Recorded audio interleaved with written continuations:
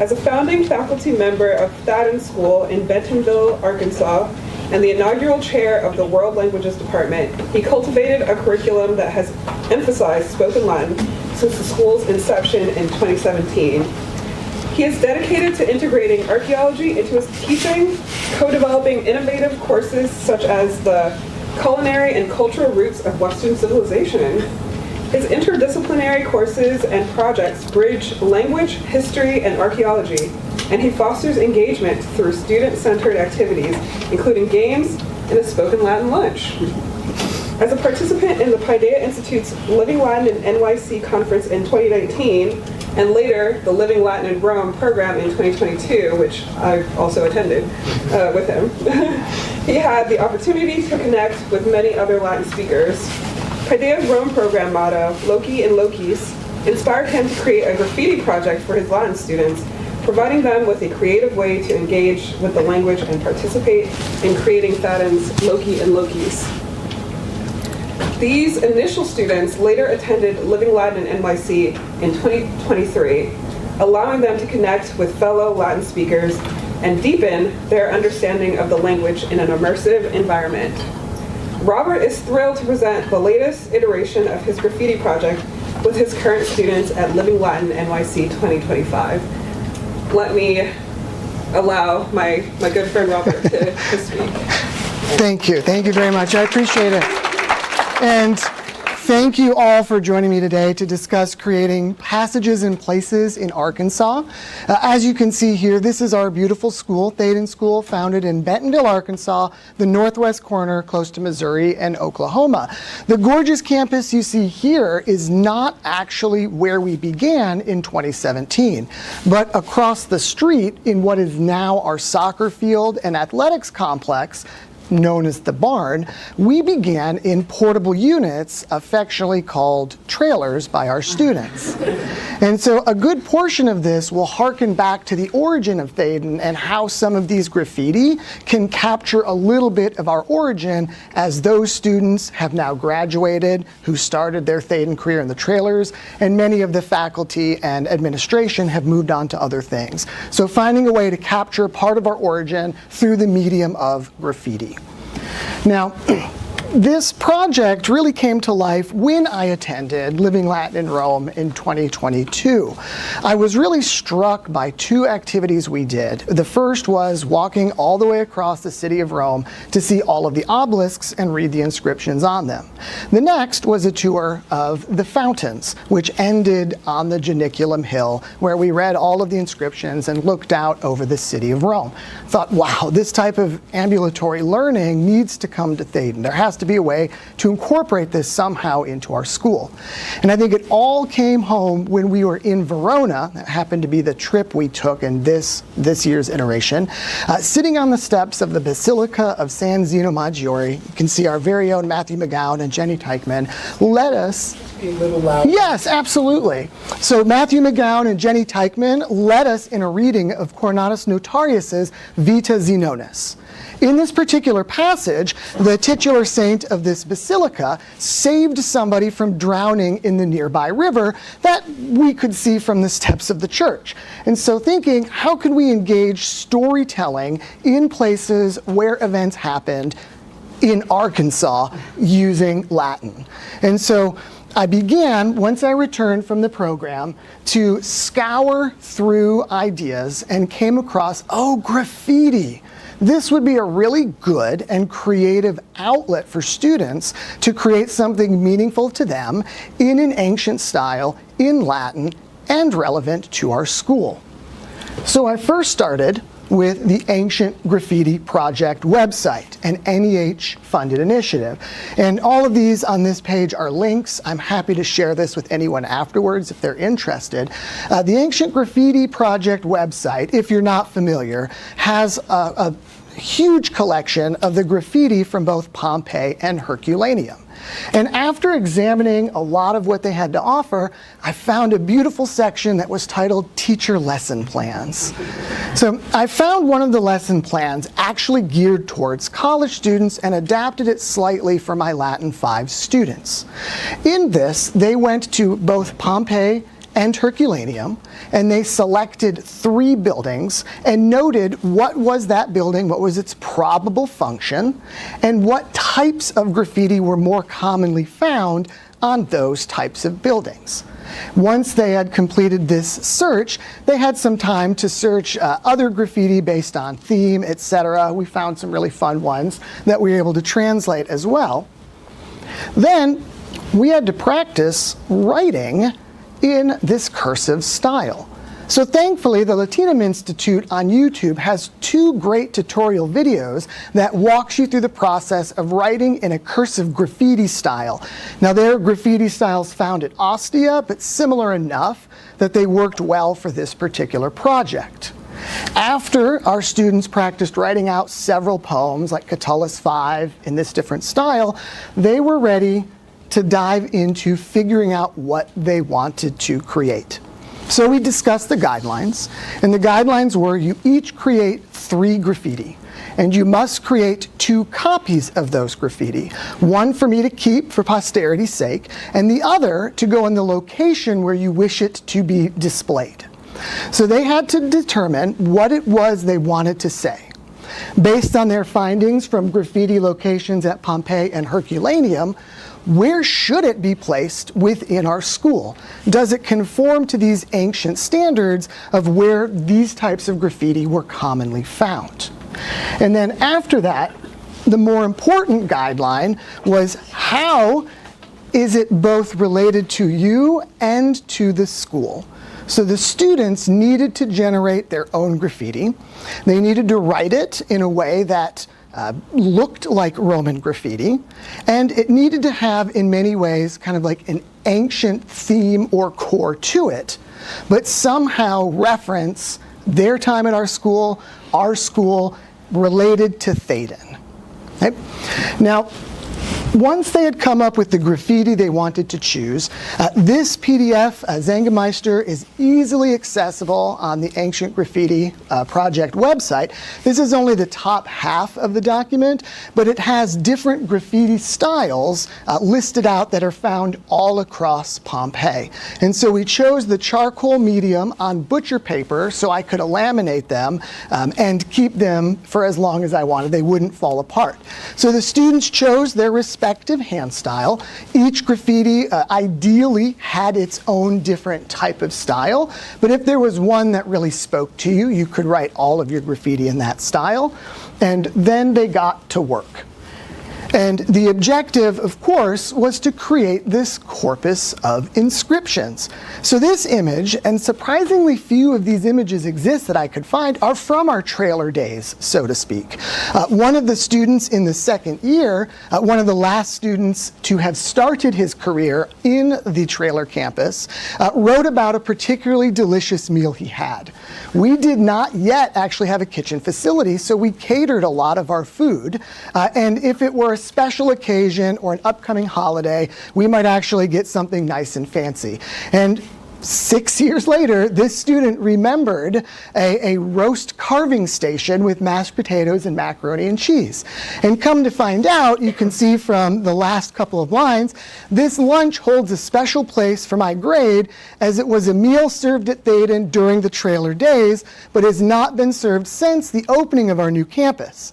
However, I thought this excellent meal should live on, and so decided to put it up in our great hall. That's where we dine now. And after learning this, I did ask several other students from his grade about this meal, and they all remembered it immediately. So I had no idea of the impact this particular meal had on our early campus. But now we have a commemoration of it in our great hall. So working through some of the iterations, it's kind of developed over the time, and I want to show you some of the student creations before I invite my Latin 5s up to talk, or current Latin 5s, to talk about their graffiti. So Daniel Schwamlein was quite the character at our school, and my students know this. And for whatever reason, this one particular men's room always had problems. The other ones didn't, but this one did. And so Daniel decided to make a political statement, and as you can see here, he chose 3 different handwritings to, in essence, have a conversation between graffitiists. Julius was here, and he peed on the seat. learn to aim. And so at the end here, he mentions, I have found that people have not treated our facilities with respect. Please learn to aim. And to his credit, for the next several weeks afterwards, the bathroom was a much cleaner place. It eventually deteriorated to its original state, but the graffiti had its immediate impact, which is what he had intended. Right? Another student in the first Latin 5 class, the other of the two, Hadley Ward, was a competitive volleyball player. And she remembered from her time when we moved to our permanent campus and talked about constructing that barn as an athletics complex, the initial goal was to have it as our athletics complex. But as construction unfolded, we realized it wasn't going to meet regulation size, and so it would thus be a practice facility instead. So she wanted to put this up in that barn in the hopes that someday Thaden will have its own facility, and this can be, in many ways, some type of apotropaic symbol for our opponents. The barn owl is our mascot, which she has drawn here, and she's taken as her inspiration graffiti, Ursi me commandant, which let the bears devour me is the meaning, and she wanted to write something like, let the owls consume our enemies, as a way to kind of let our opponents know that we are serious competitors. Right? In year 2, those students in Latin 4 and 5 had the chance to visit Living Latin in New York. And they absolutely loved their time here. They really wanted to come again last year, but the funding just wasn't there.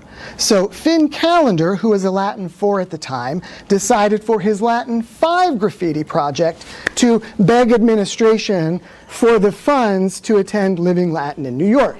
So Dr. Bonham is one of the individuals responsible for funding, and he decided to post his inscription on her office door, which is in essence, may they who give me money for Living Latin in New York have everything from the gods. So Dr. Bonham is absolutely fantastic, a very big advocate of student choice and student advocacy. So she was happy to have this on there. Unfortunately, that year the money did not materialize, but we managed to make it here this year. It was not for a lack of praying, however. Now, the second student in that cohort was Kate Crisco. Kate was almost like Thaden's embodiment of a student in that she was a part of everything. And she was a key community builder. So what she was struck by was how many graffiti of boats were found all across Pompeii. And not just that, but she viewed from kind of her past that rowing was a very communal activity. And our founding head of school often used to use the term rowing all in the same direction. So she kind of took that concept and created a symbol from Minerva or Athena and posted it in the barn as well to try and show like, hey, we're all in this together, whether it's sports, whether it's academics. We want this to be a community where we can all come together.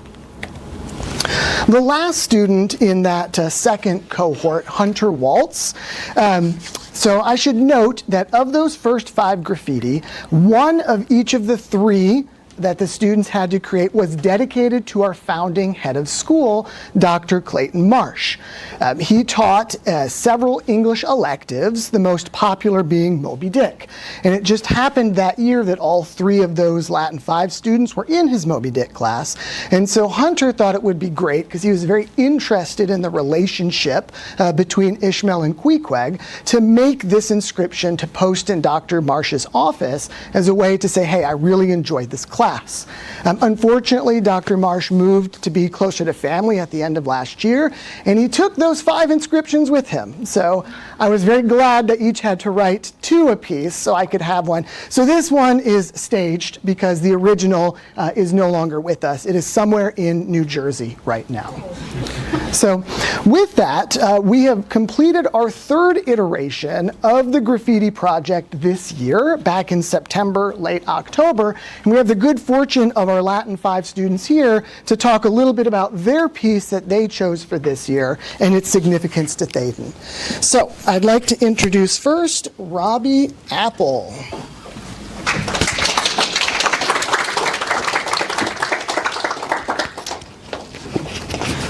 Hello, I'm Robbie Apple. I'm a senior right now at Thaden School, and I've been there since 7th grade, so 6 years. And this graffiti is based on the House of Stags within Herculaneum.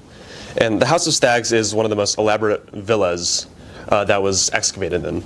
And it was excavated around 1929 and 1930, and was last owned by Q. Granius Verus, identified by a stamp on a preserved loaf of bread, now called the Herculaneum loaf.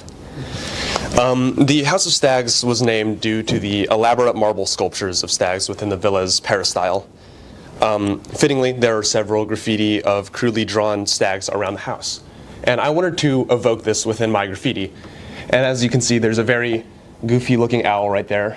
I wasn't able to put any of the actual pictures of graffiti just due to the graffiti project's policy, but they're similarly just very crude and goofy looking. And I brought this concept to modern day Thaden as our mascot is the barn owl, and combined with the elaborately designed school buildings, reflecting the luxurious villa full of stag graffiti in Herculaneum.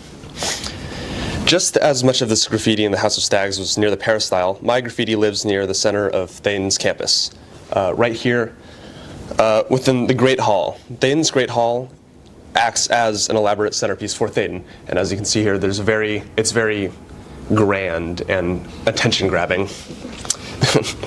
The House of Stags is a time capsule for the now gone Herculaneum. Similarly, Thaden's campus will live on as a reminder even as its last student has graduated.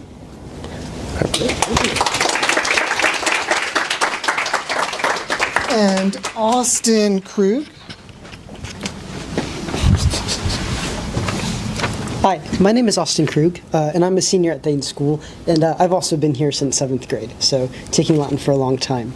Ars gratia artis, art for the sake of art, is a slogan used by the Metro-Goldwyn-Mayer Film Motion Picture Studio, and it appears in the iconic scroll above the roaring lion's head in the opening credits. We all know this. According to artistry.org, the phrase is thought to have first been used by the French philosopher Victor Cousin in the 19th century in a diary, and it has resurfaced in many forms since then. Art such as portraitures, sculptures, and jewelry was all very important to ancient Rome. Many graffiti types in Pompeii were drawings of animals or human figures or names with no context, simply just art. Similarly, art is an important aspect of Thaden School, a balanced yet challenging curriculum. Our school prides itself on a program that includes all forms of art and academics that students can explore early and often. I chose to talk about visual arts because it's a passion of mine. Outside of the classroom, I've competed in competitions and local art events that have shaped my art career and myself as an artist. I would not have been able to explore these passions without being in an environment that encourages my interests. For this reason, I chose to put my graffiti next to the art room, where I spend a lot of my time at school. Next to Ars Gratia Artis, I drew Thaden's mascot, the barn owl, as close to the original graffiti goofy drawing style as possible. I chose this animal because similarly to how artists in ancient Rome would graffiti based on their surroundings, I constantly see or hear references to this animal around campus, which to me symbolizes my education at the school and my future success.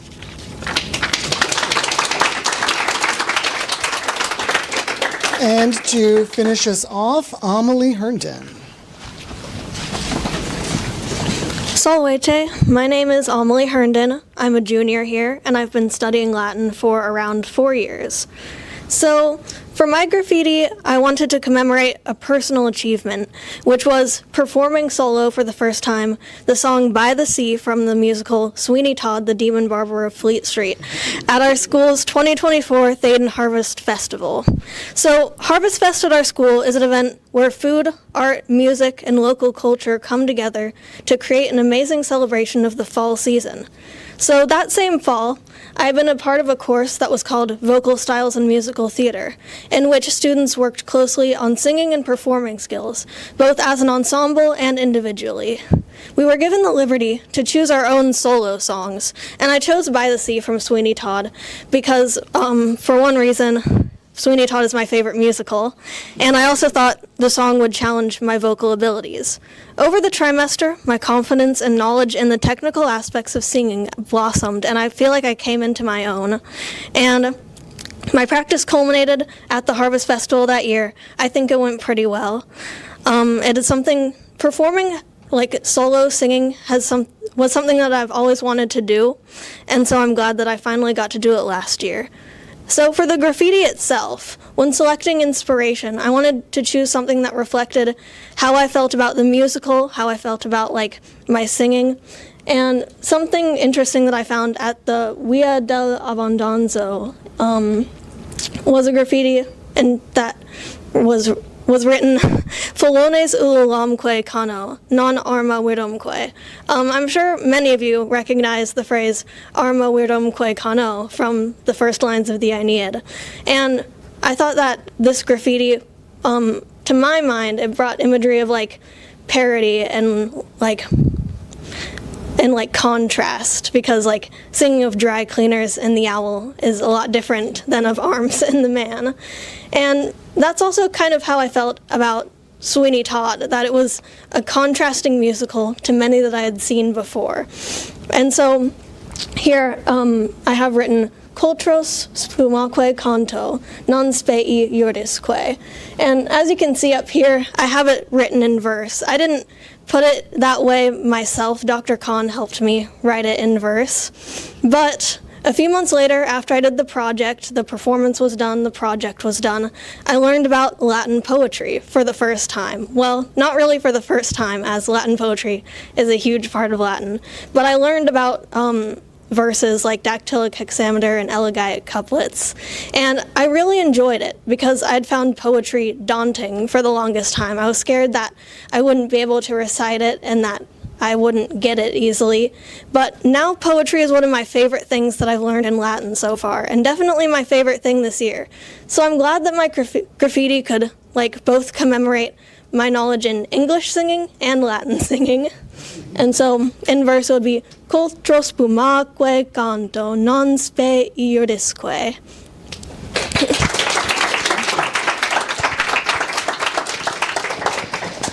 So as you can see, we spent a few years now trying to build out what I hope will eventually be my own walking tour, much like visiting the obelisks and the fountains, where we can traverse our campus and talk about some of the past events that students have engaged in, or even Thaden's past that hopefully will not be forgotten, like our trailer days. Thank you so much for joining us.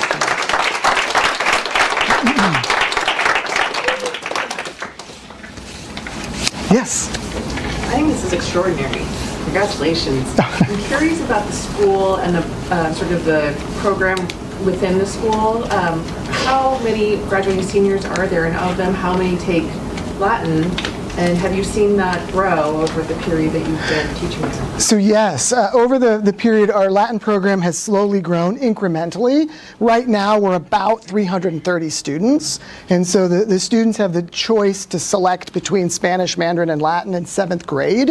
And we usually have a pretty good cohort that select Latin and take it most of the way through. So the first year, Latin 5 was 2.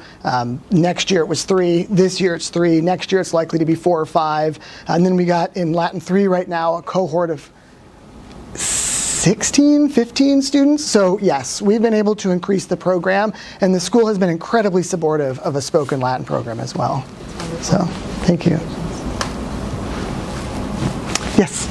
How do you, I'm curious about how this what the other objectives are of Latin 5 and how this fits in with sort of the structure of the course. How do you integrate this in? Sure. So right now we're working through, the text we use is Orberg's Lingua Latina per se illustrata.